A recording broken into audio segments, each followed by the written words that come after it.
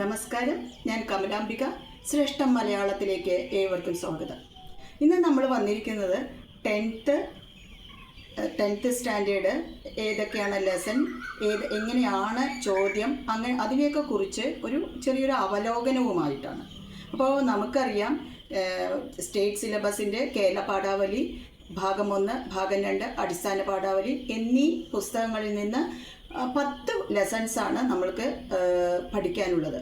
അപ്പോൾ ആ 10-ൽ 5 ഗദ്യവും 5 പദ്യവുമായി. അപ്പോൾ ഇതിൻ്റെ ഒരു ചോദ്യം പേപ്പർ മാതൃക എന്ന് പറയുന്നത് എങ്ങനെയാണെന്ന് വെച്ചാൽ 4 വിഭാഗങ്ങളായിട്ടാണ് ഇത് വരിക.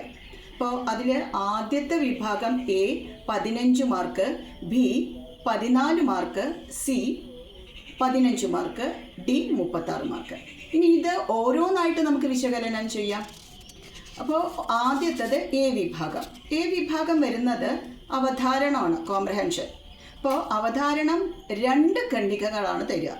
അപ്പോൾ 2 ഖണ്ഡികകളിൽ ആദ്യത്തെ ഖണ്ഡിക 8 മാർക്കിൻ്റെ ചോദ്യവും രണ്ടാമത്തെ ഖണ്ഡിക 7 മാർക്കിൻ്റെ ചോദ്യമാണ്. അപ്പോൾ നമ്മളിപ്പോൾ സാധാരണയായിട്ട് കുട്ടികൾ ഇതൊരു ലാഘവത്തോടെ വിടാനാണ് സാധ്യത. ഇതൊക്കെ നമുക്കറിയാലോ, അപ്പം തന്നെ വായിച്ചിട്ട് അപ്പം തന്നെ ഉത്തരം എഴുതിയാൽ മതിയല്ലോ എന്നൊക്കെ പറഞ്ഞിട്ട് അതിന് ഒരുപാട് പ്രാക്ടീസ് കൊടുക്കാത്തതും പ്രാക്ടീസ് ചെയ്യാത്തതുമായിട്ടുള്ളൊരവസ്ഥ നമ്മൾ കണ്ടുവരുന്നുണ്ട്.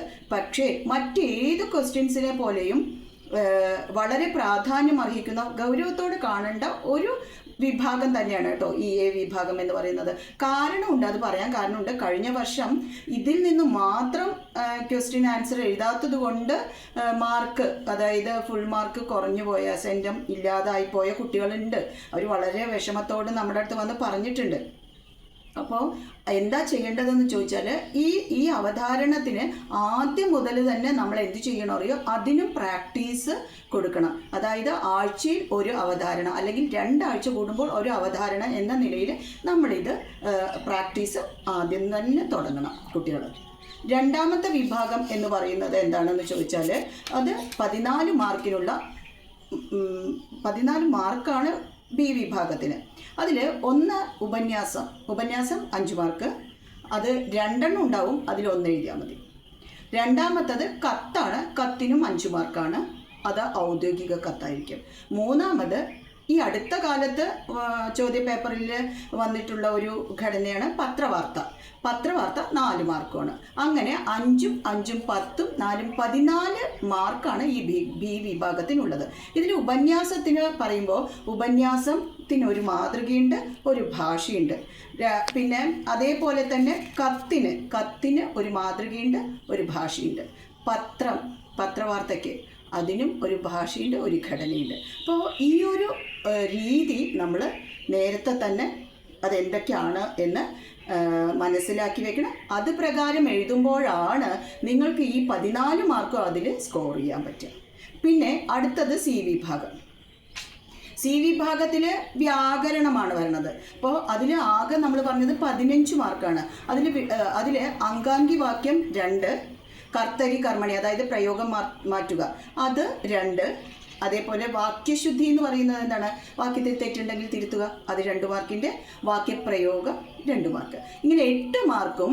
അത് കഴിഞ്ഞിട്ട് നമ്മൾ ഈ വൊക്കാബുലറി ബിൽഡിംഗ് ഉണ്ടല്ലോ, അത് ടെക്സ്റ്റ് ബേസ്ഡ്, അർത്ഥം, വിപരീതം, പര്യായം ഇങ്ങനെ വരുന്നതായിട്ടുള്ളത് അത് 7 മാർക്കിനാണ്. അപ്പോൾ ഇവിടെ വരുന്നതായിട്ടുള്ള ഒരു ചെറിയ വ്യത്യാസം ഇപ്പോൾ വന്നിരിക്കുന്നത് എന്താണെന്ന് ചോദിച്ചാൽ, ആദ്യമൊക്കെ നമുക്ക് അതിൽ 10 എണ്ണം തരുമായിരുന്നു. ഈ MCQസിൽ 10 എണ്ണം തന്നിട്ട് അതിൽ 7 എണ്ണം എഴുതിയാൽ മതി, ഓപ്ഷൻസ് ഉണ്ടായിരുന്നു. ഇപ്പോൾ ഓപ്ഷൻസ് ഇല്ല.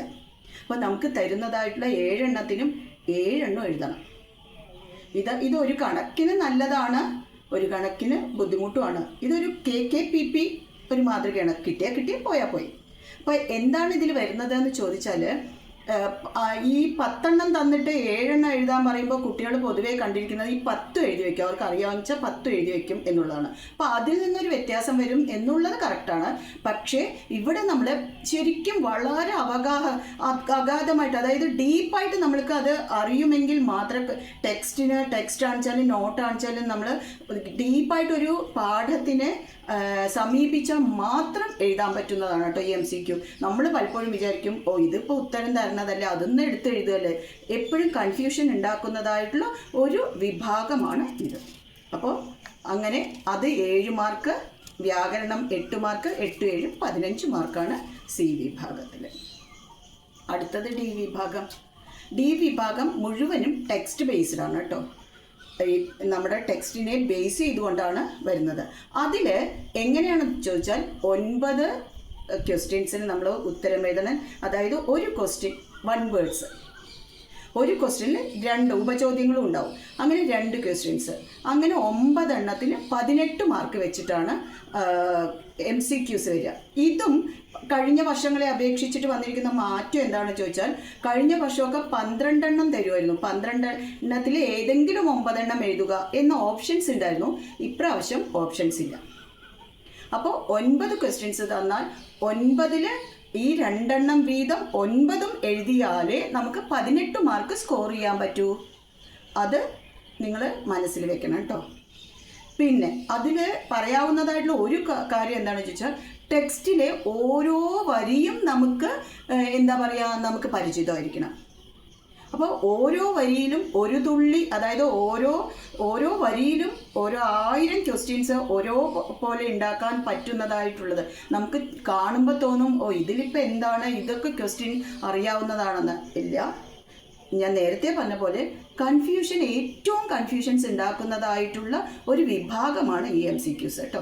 അപ്പോൾ അത് നമ്മൾ വളരെ നന്നായിട്ട് ഓരോ വരിയിലേക്കൂടെയും നമ്മൾ സഞ്ചരിക്കണം എന്നുള്ളത് ഈ MCQസിൻ്റെ അവിടെ നിങ്ങൾ ശ്രദ്ധിക്കേണ്ട കാര്യമാണ്. ഇനി അടുത്തത് എന്താണെന്ന് ചോദിച്ചാൽ, അപ്പോൾ ഈ ഓരോന്നിനും 2 ഉപചോദ്യങ്ങളാണ് ഉണ്ടാവുക. ഒരു ലൈൻ തരും, അനോട്ടേഷൻ പോലെയാണ്. ഒരു ലൈൻ തരും, അതിൽ ക്വസ്റ്റ്യൻസ് അതിനെ ബേസ് ചെയ്തിട്ട് 2 ക്വസ്റ്റ്യൻസ്, അങ്ങനെ 9 ക്വസ്റ്റ്യൻസ് 18 മാർക്ക്. പിന്നെ വരുന്നത് വിശദമായി ഉത്തരം എഴുതുക. വിശദമായി ഉത്തരം എഴുതുകയിൽ ഗദ്യത്തിൽ നിന്ന് 3 ചോദ്യങ്ങൾ, പദ്യത്തിൽ നിന്ന് 3 ചോദ്യങ്ങൾ. ഇവിടെ 4 ചോദ്യങ്ങൾ തരും, അതിന് നമ്മൾ 3 എണ്ണം എഴുതണ്ടു. അപ്പോൾ അവിടെ ഓപ്ഷൻസ് ഉണ്ട് കേട്ടോ. അപ്പോൾ അവിടെ ഓപ്ഷൻസിൻ്റെ 4 എണ്ണത്തിൽ 3 എണ്ണം എഴുതിയാൽ മതി. 3 9 മാർക്ക്. അതേപോലെ പദ്യത്തിൽ 4 എണ്ണം തരും, 3 എണ്ണം എഴുതുക. അപ്പോൾ 3 9, 9 9 18. 18 മാർക്ക് വിശദമായി ഉത്തരം എഴുതുക, 18 മാർക്ക് MCQs. അപ്പോൾ അങ്ങനെ 36 മാർക്കാണ് ഈ ഡി വിഭാഗത്തിലുള്ളത്. അപ്പോൾ ഇവിടെ ഈ വിശദമായി ചോദ്യം എഴുതുക, ഉത്തരം എഴുതുക എന്നുണ്ടല്ലോ, ആ ചോദ്യങ്ങളിൽ നിങ്ങൾ അറിയേണ്ട ഒരു കാര്യം, ഇത് കോമ്പിറ്റൻസി ബേസ്ഡ് ആയിരിക്കും. അതായത് മറ്റ് സബ്ജക്റ്റുകളെ പോലെ തന്നെ കോമ്പറ്റൻസി ക്വസ്റ്റ്യൻസ് മലയാളത്തിൽ ഈ പ്രാവശ്യം തൊട്ടിട്ട് നമുക്ക് പ്രതീക്ഷിക്കാം എന്നുള്ളതാണ് ഈ വിശദമായി ഉത്തരം എഴുതുക എന്നുള്ളതിൽ നമ്മൾ ശ്രദ്ധിക്കേണ്ട കാര്യം. അപ്പോൾ എന്താണെന്ന് ചോദിച്ചാൽ, ഇവിടെ ഈ കോമ്പറ്റൻസി ബേസ്ഡ് ക്വസ്റ്റ്യൻസിൽ ഒരു കാര്യം പറയാം, ഉത്തരം നിങ്ങളുടെ എന്ത് തന്നെ ആയാലും അതിനെ കാര്യകാരണ സഹിതം വിശദമാക്കാൻ നിങ്ങൾക്കറിയണം. അവിടെയാണ് നിങ്ങളുടെ കഴിവും ആ കഴിവിനാണ് മാർക്ക് എന്നുള്ളത് നിങ്ങൾ മനസ്സിലാക്കണം. അപ്പോൾ എന്താ ചെയ്യേണ്ടതെന്ന് ചോദിച്ചാൽ, ടെക്സ്റ്റും ലെസൺസും നല്ലപോലെ പരിചയമാകണം എന്നുള്ളതാണ് ചുരുക്കത്തിൽ പറയാനുള്ളത്.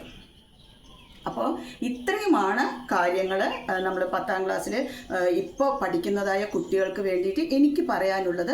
ഇനി വരുന്നതായിട്ടുള്ള വീഡിയോസിൽ നമ്മൾ എന്ത് ചെയ്യും, ഇതിലെ ഓരോ വിഭാഗത്തിനെയും പ്രത്യേകം എടുത്ത് അവലോകനം ചെയ്യുകയും പാഠഭാഗങ്ങൾ വിശദീകരിക്കുകയും ചെയ്യുന്നതായിരിക്കും.